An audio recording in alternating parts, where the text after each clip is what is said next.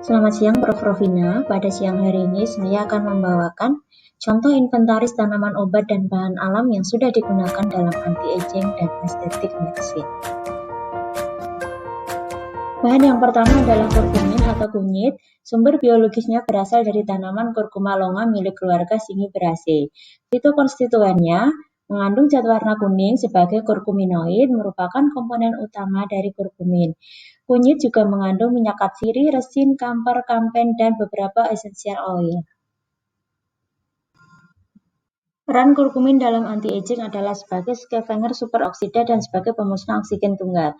Kurkumin adalah senyawa anti penuaan yang menjanjikan, yang mudah didapat, mudah diaplikasikan pada diet, aman, dan tidak mahal. Kurkumin juga merupakan nutraceutikal yang banyak dipelajari dari golongan polifenol, diperoleh dari Curcuma longa dan anggota keluarga jahe. Kunyit mengandung 12 komponen aktif, di mana persentase kurkumin per berat kering pupuk kunyit tidak lebih dari 3,14%. Kurkumin umumnya digunakan sebagai bumbu dan pewarna makanan. Oleh karena itu, konsumsi kunyit digunakan sehari-hari. Namun, kurkumin sulit diserap oleh sel-sel usus karena stabilitas dan kelarutan air yang rendah, tapi cepat dimetabolisme oleh hati dan cepat dieliminasi oleh organisme. Berbagai upaya telah dilakukan untuk meningkatkan konsumsi kurkumin, seperti pemberian kurkumin dengan piperin, zat aktif dari lada yang dapat meningkatkan tingkat kurkumin dalam darah sekitar 30 kali. Juga dengan meningkatkan kelarutan dan stabilitas airnya melalui konjugasi dengan alginat, meningkatkan penargetan sel dengan merakit sendiri peptida nanofiber pembawa atau membuat kompleks kurkumin fosfolipid, mikroemulsi, liposom, misel polimer, dan kurkumin nanopartikel. Kurkumin seperti polifenol lainnya memiliki aktivitas pleiotropik, yang termasuk dalam pain span-assay interference compound yang dianggap sebagai kerugian yang serius dari senyawa alami. Hal ini karena kemampuan kurkumin untuk berinteraksi secara bersamaan dengan banyak reseptor, faktor pertumbuhan, kinase, transkripsi, enzim, molekul adesi, regulator apoptosis, sitokin proinflamasi, dan protein lain. Kurkumin dapat merespon seluler terhadap rangsangan eksternal, kemudian mengatur berbagai jenis miRNA dan mengambil bagian dalam perubahan epigenetik dengan menghambat dan mengatur methyltransferase DNA modifikasi histon melalui efek pada histon diasetiltransferase dan histon diasetilase. Hal ini merupakan suatu keuntungan ketika satu senyawa dapat mempengaruhi proses biologi yang beragam seperti keadaan redoks, peradangan, proliferasi, migrasi, apoptosis, penyembuhan luka, dan sebagai akibatnya mempengaruhi memori secara positif, menunda penuaan dan penyakit seperti aterosklerosis. Dalam uji klinis, kurkumin terbukti mengurangi gejala beberapa penyakit seperti aterosklerosis, diabetes, dan kanker. Kurkumin juga berfungsi sebagai agen pelindung saraf dan terbukti melindungi terhadap efek samping yang diinduksi kemoterapi seperti kardiotoksisitas oleh deoksiribonuklin dan dermatitis akibat radiasi pada pasien CA mami. Di tingkat seluler, kurkumin melindungi lymphek dari penuaan yang dilindungi oleh peroksida, sementara analog kurkumin, bis-dematoksikurkumin, menghambat penuaan akibat stres oksidatif fibroblast. Selain itu, kurkumin meningkatkan kemampuan keratinosis epidermal manusia untuk membedakan selama penuaan replikatif. Fungsi kurkumin pada anti-aging adalah karena kemampuannya untuk menunda penuaan seluler. Namun hasil terbaru mengecualikan kemungkinan itu untuk sel-sel yang membangun pembuluh darah. Jadi kurkumin tidak menunda penuaan replikatif dari sel otot polos vaskuler, sel endotel, dan penuaan yang diinduksi deoksiribonuklin dari FSMC. Tapi kurkumin meningkatkan level sirtuin dan AMPK di FSMC yang mengalami penuaan replikatif. Pengujian konsentrasi kurkumin untuk sel otot polos vaskuler dan sel endotel dalam serum setelah suplementasi diet, di mana keduanya mengalami penuaan atas pengobatan dengan kurkumin karena kerusakan independen DNA dan dihasilkan dari pengaruh banyak jalur pensinyalan. Perubahan awal penurunan kadar sirtuin dan AMPK menunjukkan bahwa pengurangan protein menjadi penting untuk induksi penuaan. Secara keseluruhan, kurkumin dapat menggunakan efek anti penuaannya melalui kemampuan untuk mengubah tingkat protein yang terlibat dalam proses penuaan, yaitu sirtuin dan AMPK.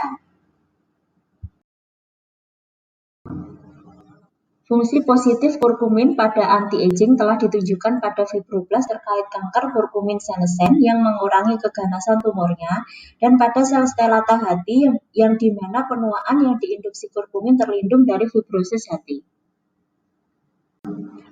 Beberapa data menunjukkan bahwa sel kanker lebih sensitif terhadap kurkumin daripada sel normal.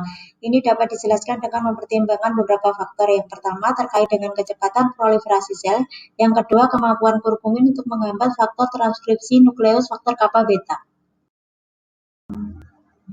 Faktor kecepatan proliferasi sel di mana sel kanker membelah lebih sering daripada sel normal dan kurkumin di sini mengganggu mitosisnya. Ini terkait antara lainnya dengan gangguan poros mitosis, penghambatan CDK1 kinase, dan penghambatan sirtuin 7. Kemampuan kurkumin untuk menghambat faktor transkripsi nukleus kappa beta.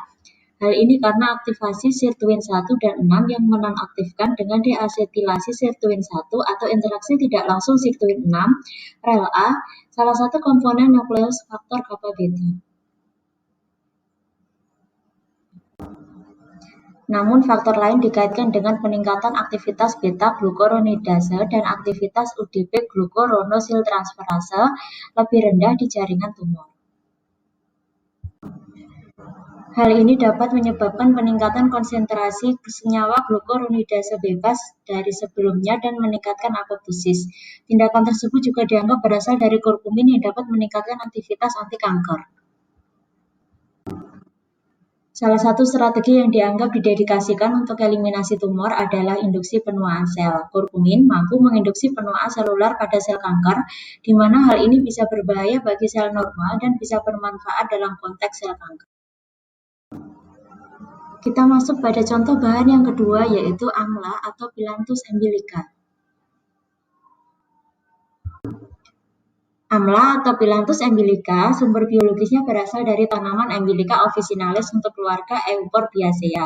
Fitokonstituen buah amla merupakan sumber alami vitamin C atau asam askorbat yang juga mengandung lemak, filambelin, dan tanin. Buah amla juga kaya akan mineral seperti fosfor, besi, dan kalsium. Peran amla dalam anti-aging yaitu sebagai sumber vitamin C yang kaya yang dianggap penting untuk memperlambat proses penuaan, di mana dapat menjadi scavenger pemecah radikal bebas. Amla umumnya dibudidayakan di negara tropis dan subtropis termasuk Cina, India, Sri Lanka, dan Thailand. Telah digunakan untuk pengobatan penyakit dalam pengobatan tradisional termasuk sistem perawatan kesehatan tradisional India, pengobatan Tibet, pengobatan Sri Lanka, obat herba Cina, dan sistem obat Thailand. Amla mendemonstrasikan beberapa aktivitas biologi termasuk antioksidan, anti-kanker, anti-diabetes, anti-inflamasi, antimikroba, penyakit lambung, aktivitas adaptogenik peremajaan, dan mempromosikan kesehatan serta umur panjang.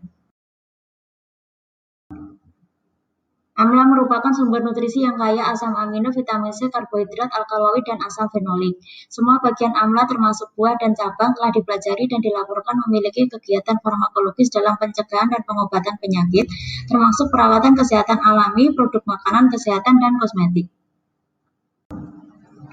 Ekstrak etanol pada cabang amla menunjukkan sitotoksisitas yang kuat melawan sel kanker, leukemi, dan sel karsinoma hepatoselular. Ekstrak cabang juga memiliki efek perlindungan pada kerusakan testis di tikus yang diinduksi asam valproik, antioksidan, antimelanogenesis, antiinflamasi, antimikroba, dan aktivitas antimutagenik.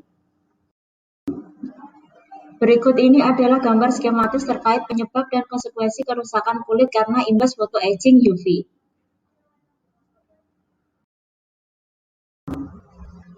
Antioksidan embilica telah ditemukan memiliki aktivitas antioksidan spektrum luas, aktivitas pengikatan besi dan tembaga yang sangat baik, dan aktivitas penghambatan MMP1 dan 3.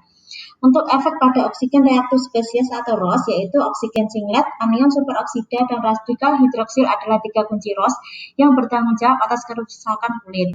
Sedangkan efek pada besi dan tembaga ditunjukkan pada tabel 1, di mana antioksidan embilica mengandung setidaknya 1 molekul air terkoordinasi seperti yang ditunjukkan oleh keberadaan pergeseran spektral yang disebabkan oleh natrium asida. Efek pada matriks metaloprotease yaitu MMP1 dan MMP3, di mana MMP1 menunjukkan bahwa penurunan kandungan kolagen pada photoaging merupakan hasil kulit menua dari peningkatan degradasi kolagen tanpa perubahan produksi yang signifikan. Efek pada MMP3 dapat dilihat pada gambar berikut. Secara ringkas, definisi dan standarisasi ekstrak buah Phyllanthus embilica dengan benar bisa memberikan nilai yang bagus sebagai agen fotoprotektif kulit dan agen pencerah dalam kombinasi dengan tabir surya dan bahan anti penuaan lainnya. Pada uji klinis, buah amla terbukti dapat mengurangi eritema yang disebabkan oleh UV.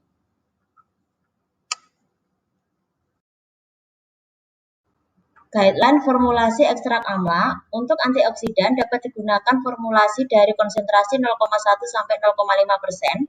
Untuk skincare digunakan lebih tinggi yaitu konsentrasi lebih dari 0,5%, sedangkan untuk pencerah kulit dapat digunakan 1 sampai 2%. Demikian presentasi dari saya. Mohon maaf apabila masih banyak kekurangan. Akan dilanjutkan ke video selanjutnya. Terima kasih.